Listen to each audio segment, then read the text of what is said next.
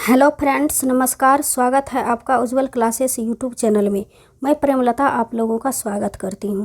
आज इस वीडियो में हम सीटेट में ईवीएस के पूछे गए प्रश्न करेंगे। ईवीएस के 10 भाग वीडियो अपलोड हो चुके हैं। आप लोग वो वीडियो नहीं देखे हैं तो उसे ज़रूर देखें। तो चलिए शुरू करते हैं।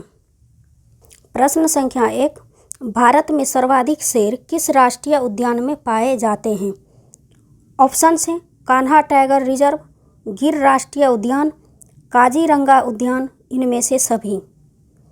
तो इसका सही आंसर है ऑप्शन बी, गिर राष्ट्रीय उद्यान। भारत में सर्वाधिक शेर गिर राष्ट्रीय उद्यान में पाए जाते हैं, जो कि शेरों के लिए विश्व विख्यात हैं। तो इसका सही आंसर है ऑप्शन बी। बढ़ते हैं अगले प्रश्न की ओर। प्रश्न संख्या 2, हमारे देश में सर्वाधिक रेशम कीट पालन कहाँ होता है? ऑप्शंस हैं असम, जम्मू कश्मीर, लद्दाख, इनमें से सभी। रेशम कीट पालन असम में भी होती है, जम्मू कश्मीर में भी होती है, लद्दाख में भी होती है। तो इसका सही आंसर हो जाएगा ऑप्शन डी, इनमें से सभी में होती है। तो ऑप्शन डी इसका सही आंसर है। बढ़ते हैं अगले प्रश्न की ओर। प्रश्न संख्या 3, पृथ्वी पर पाए जाने वाला सबसे बड़ा जंतु कौन सा है? ऑप्शंस हैं हाथी, गैंडा, डायनासोर, ब्लू व्हेल। तो इसका सही आंसर है ऑप्शन डी, नीली व्हेल। ब्लू व्हेल की लंबाई 100 फीट से भी अधिक होती है और वजन में 1,80,000 किलोग्राम से भी ज़्यादा। कहते हैं यह वजन 33 हाथियों के वजन के बराबर होता है। बढ़ते हैं अगले प्रश्न की ओर। प्रश्न संख्या 4, नीचे दिए गए कौन सा समूह जड़ों का है? ऑप्शंस हैं गाजर, चुकंदर, हल्दी, चुकंदर, आलू, अदरक, मूली, गाजर, चुकंदर, हल्दी, गाजर, अदरक। तो जड़ों का समूह मूली, गाजर, चुकंदर है। तो इसका सही आंसर है ऑप्शन सी। बढ़ते हैं अगले प्रश्न की ओर। प्रश्न संख्या 5, फूलों की घाटी कहाँ स्थित है? ऑप्शंस हैं नैनीताल, देहरादून, चमोली, हरिद्वार। तो ऑप्शन सी इसका सही आंसर है। फूलों की घाटी चमोली में स्थित है। बढ़ते हैं अगले प्रश्न की ओर। प्रश्न संख्या 6, निम्नलिखित में से कौन सा एक पर्यावरण अध्ययन पाठ्यक्रम के थीमों में से नहीं है? ऑप्शंस हैं भोजन, आवास, काम और खेल, हम चीज़ें कैसे बनाते हैं। तो हमसे नहीं पूछा गया है, तो इसका सही आंसर हो जाएगा ऑप्शन सी, काम और खेल। बाकी 3 जो है थीम है भोजन, आवास, हम चीज़ें कैसे बनाते हैं। बढ़ते हैं अगले प्रश्न की ओर। प्रश्न संख्या 7, हमारे देश के राष्ट्रपति द्वारा 5वीं की पुस्तक में दिए गए पाठ का शीर्षक है। ऑप्शंस है उसी से ठंडा उसी से गर्म, बूंद बूंद दरिया दरिया, फिर चला काफिला, मच्छरों की दावत। तो 5वीं की पुस्तक में दिए गए पाठ का शीर्षक है उसी से ठंडा उसी से गर्म। इसका सही आंसर है ऑप्शन ए। बढ़ते हैं अगले प्रश्न की ओर। प्रश्न संख्या 8, ध्वनि ज़्यादा तेज चलती है निर्वात में, पानी में, हवा में, लकड़ी में। तो इसका सही आंसर है ऑप्शन डी, लकड़ी में ज़्यादा तेज ध्वनि चलती है। ध्वनि की चाल माध्यम के घनत्व पर निर्भर करती है। जैसे जैसे माध्यम का घनत्व बढ़ता है वैसे ध्वनि की चाल भी बढ़ती है। इसलिए आंसर है लकड़ी का घनत्व सबसे अधिक होता है। तो ऑप्शन डी इसका सही आंसर है। बढ़ते हैं अगले प्रश्न की ओर। प्रश्न संख्या 9, निम्नलिखित में से कौन अंतर्राष्ट्रीय ख्याति प्राप्त वेट लिफ्टर हैं? ऑप्शंस हैं सूरजमणि, कर्णम मल्लेश्वरी, सुनीता विलियम्स, बछेंद्री पाल। अंतर्राष्ट्रीय ख्याति प्राप्त वेट लिफ्टर हैं कर्णम मल्लेश्वरी। तो ऑप्शन बी इसका सही आंसर है। बढ़ते हैं अगले प्रश्न की ओर। प्रश्न संख्या 10, अबू धाबी के विषय में सही कथन चुनिए।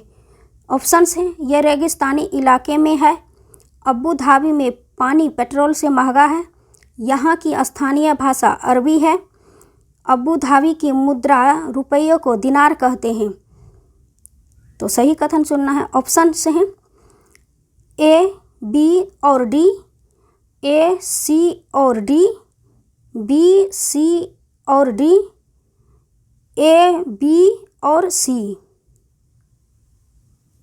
देखते हैं, यह रेगिस्तानी इलाके में है, ये कथन सही है। अबू धाबी में पानी पेट्रोल से भी महंगा है, ये भी कथन सही है। यहाँ की स्थानीय भाषा अरबी है, ये भी कथन सही है।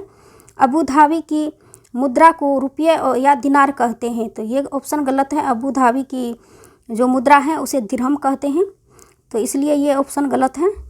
तो ए, बी, सी इसका सही आंसर है।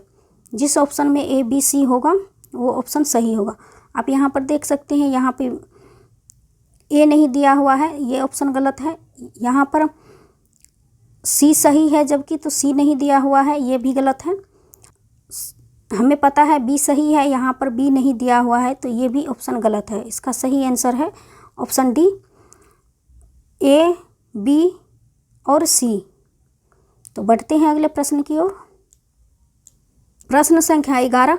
भारत की आज़ादी से पहले महात्मा गांधी ने जिस दांडी के समुद्र तट तक अपनी प्रसिद्ध यात्रा की थी, वह भारत के नीचे दिए गए किस राज्य में स्थित है? ऑप्शन है महाराष्ट्र, गुजरात, आंध्र प्रदेश, कर्नाटक। तो इसका सही आंसर है गुजरात में स्थित है। भारत की आज़ादी से पहले महात्मा गांधी ने जिस दांडी यात्रा के समुद्र तट तक अपनी प्रसिद्ध दांडी यात्रा की थी, वह भारत के गुजरात राज्य में स्थित है। दांडी मार्च जो है 12 मार्च 1930 को साबरमती आश्रम से अपने 78 सहयोगी के साथ दांडी यात्रा की ओर प्रारंभ की थी। तो इसका सही आंसर हो जाएगा ऑप्शन बी। बढ़ते हैं अगले प्रश्न की ओर। प्रश्न संख्या 12।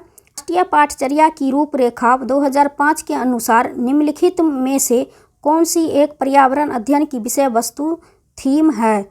ऑप्शन हैं भोजन, सौरमंडल, मौसम, ऊर्जा। तो इसका सही आंसर है राष्ट्रीय पाठ्यचर्या की रूपरेखा 2005 के अनुसार भोजन जो है पर्यावरण अध्ययन की विषय वस्तु थीम है। वर्तमान में पर्यावरण अध्ययन पाठ्यक्रम को 6 मुख्य थीमों में बांटा गया है, जो इस प्रकार हैं: परिवार और मित्र, भोजन, पानी, आवास, यात्रा, हम चीज़ें कैसे बनाते हैं। तो इसे भी याद रखेंगे क्योंकि इसका क्रम पूछ लिया जाता है। बढ़ते हैं अगले प्रश्न की ओर। प्रश्न संख्या 13। निम्नलिखित में से कौन सा एक पर्यावरण अध्ययन के संबंधों में सच नहीं है? हमसे नहीं पूछा गया है, इस बात का ध्यान रखेंगे, सही नहीं है।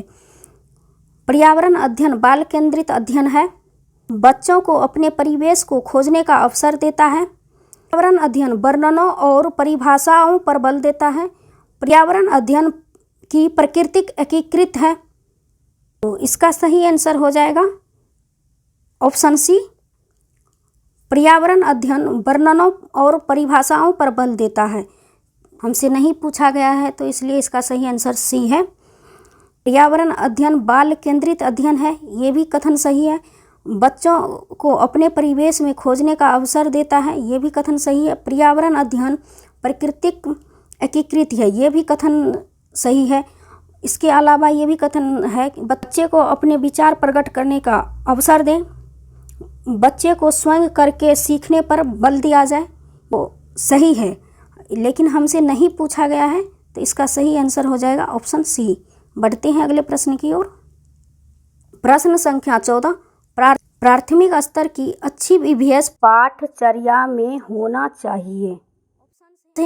पाठ के अंत में अधिक अभ्यास प्रश्न सम्मिलित करना, अपने आसपास को खोजने के अवसर प्रदान करना, संकल्पनाओं की विस्तृत व्याख्या पर अधिक एकाग्रता, पदों की याद अर्थ परिभाषा पर अधिक बल देना। तो आप यहाँ पर देख सकते हैं पदों की याद अर्थ परिभाषाओं पर बल देना, ये ऑप्शन गलत है। व्याख्या पर अधिक एकाग्रता करना मतलब व्याख्या पर जोर देना, ये भी ऑप्शन गलत है। प्रश्न अभ्यास सम्मिलित करना, ये भी ऑप्शन गलत है। इसका सही आंसर हो जाएगा प्राथमिक स्तर की अच्छी ईवीएस पाठ चर्चा में होनी चाहिए, अपने आसपास को खोजने के अवसर प्रदान करना। तो ऑप्शन बी इसका सही आंसर है। बढ़ते हैं अगले प्रश्न की ओर। प्रश्न संख्या 15, प्राथमिक स्तर पर पर्यावरण अध्ययन में समुदाय सीखने सिखाने का एक महत्वपूर्ण संसाधन है, क्योंकि ऑप्शंस है, यह एक बहुत सस्ता संसाधन है, यह आसानी से उपलब्ध होने वाला संसाधन है, इसमें समझदार और बुजुर्ग व्यक्ति होते हैं, यह वास्तविक स्थितियों में सीखने के अवसर उपलब्ध कराता है। यह बहुत सस्ता साधन है, ये भी ऑप्शन गलत है। यह आसानी से उपलब्ध होने वाला संसाधन है, ये भी ऑप्शन गलत है।